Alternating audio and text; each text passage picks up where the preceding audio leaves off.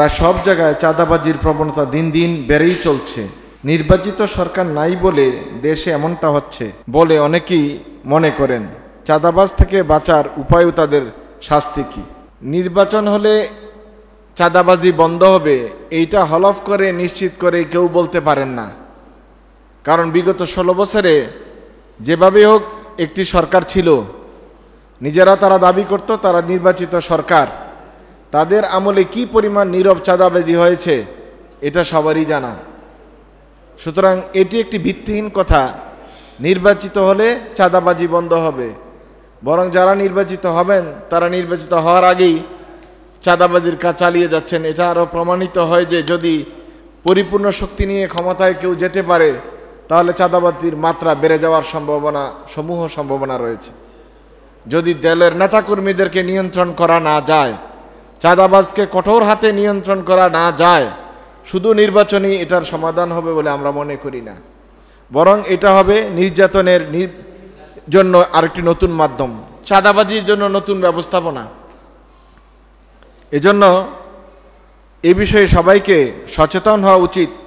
গণসচেতনতা তৈরি করতে হবে, যে গণসচেতনতার কারণে এই দেশ থেকে চিরতরে চাঁদাবাজ বিদায় হয়ে যাবে। মানুষ ব্যবসা বাণিজ্য, চাকরি বাকরি, তাদের ইনকামের পথ নির্দ্বিধায় করতে পারবে এবং কোনো মানুষকে এই জন্য হয়রানির শিকার হতে হবে না, এটা নিশ্চিত করতে হবে। এটা মানুষের গণতান্ত্রিক অধিকার, মানুষের জন্মগত অধিকার। আর রাসূলুল্লাহ সাল্লাল্লাহু আলাইহি ওয়াসাল্লাম এই ধরনের মাজলুমদেরকে তাদের নিজের ধন সম্পদ রক্ষা করার জন্য অনুমোদন দিয়েছেন।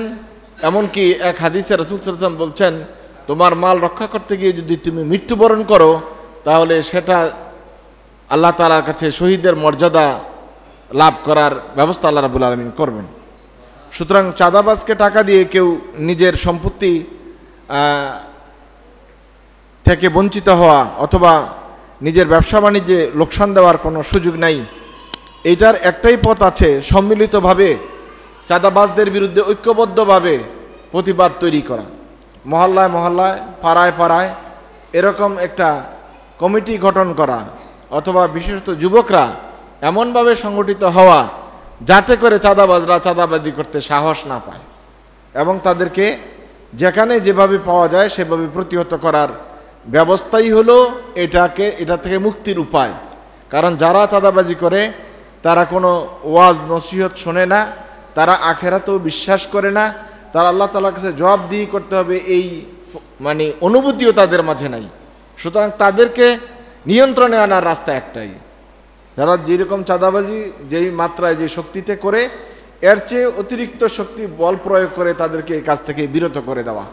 আল্লাহ রাসূল সাল্লাল্লাহু আলাইহি ওয়াসাল্লাম এটার অনুমোদন দিয়েছেন, মান রাআ মিনকুম মুনকারান ফালিয়ুগাইয়িরহু বিয়াদিহি। মুনকার শব্দ অর্থ যত রকম অপকর্ম, এটা বুঝাতে এক কথায় মুনকার শব্দটি ব্যবহার করা হয়েছে। সেটা হতে পারে কারো শ্লীলতাহানি, কাউকে ইপ্রিজিং করা, কাউকে কারো সম্পত্তির উপর চাঁদাবাজি করা, কারো উপর জুলুম করা, যেগুলো সব মানুষের কাছে মানুষের চোখে খারাপ কাজ। আল্লাহ রাসূল সাল্লাল্লাহু আলাইহি ওয়াসাল্লাম এই সব কাজটাকে মুনকার বলেছেন।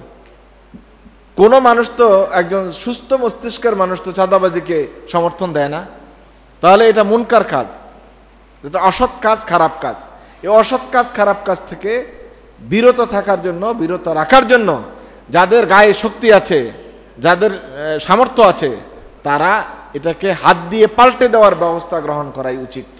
নবী করিম সাল্লাল্লাহু আলাইহি ওয়াসাল্লাম এভাবে বদলে দেওয়ার জন্য আমাদেরকে উৎসাহিত করেছেন। আল্লাহ রাব্বুল আলামিন আমাদেরকে বুঝার তৌফিক দান করুক, আমিন।